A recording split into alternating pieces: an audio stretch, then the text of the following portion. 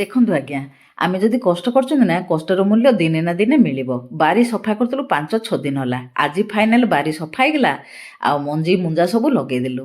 ସେଥିପାଇଁ ଗାଧେଇକି ଆସିଲା ବେଳକୁ ବାଜିଗଲାଣି 11ଟା। 11ଟା ବେଳକୁ ନେଇକି ଉପରେ ଟିକେ ଚାହା ଦେଇଦେଇକି ଆମେ ହେଲେ ପିଇଦେଲୁ। ତାପରେ ମୁଁ ଆସିକି ବସେଇଦେଲି ଭାତ ଡାଲମା। ଭାତ ଡାଲମା ହେଲା ପରେ ଖୁଆଇଦେଲି ନାତିକି। ମଉସା ଖାଇ ଦଉଛନ୍ତି ସେପଟେ ବାସି ପରଟା। ଆଉ ମୁଁ ନେଇକି ଦେଇଦେଲି ଟିକେ କୁକୁରମାନଙ୍କୁ ପରଟା।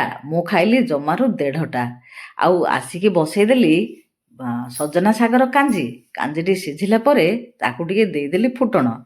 ଆଜି ମୁଁ ତିଆରି କରିଦେଲି ସବୁ ପ୍ରକାର ପରିବା ନେଇକି ଗୋଟେ ବଢ଼ିଆ ଭଜାଟେ।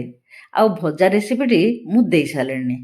ଆପଣମାନେ କହିବେ ତ ସାଙ୍ଗମାନେ, ଏଇଭଳିଆ ଦେଶୀ ଖାଇବା ଆପଣମାନେ କେବେ ଖାଇଛନ୍ତି କି ନାହିଁ? ଭାତ, କାଞ୍ଜି ଆଉ ଭଜା ନିଶ୍ଚୟ କମେଣ୍ଟରେ କହିବେ। ଏଇଭଳି ଗାଁର ଦେଶୀ ଖାଇବା କେବେ ଖାଇଛନ୍ତି କି ନାହିଁ? ଆଜି ପାଇଁ ରହୁଛି, ପୁଣି ଦେଖା ହବ।